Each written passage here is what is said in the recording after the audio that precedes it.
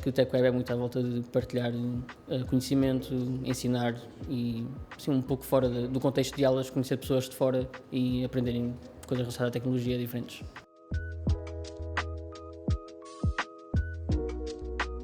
O principal era conhecer um pouco do que é o Unity, que é uma coisa que é bastante overwhelming no início, ou seja,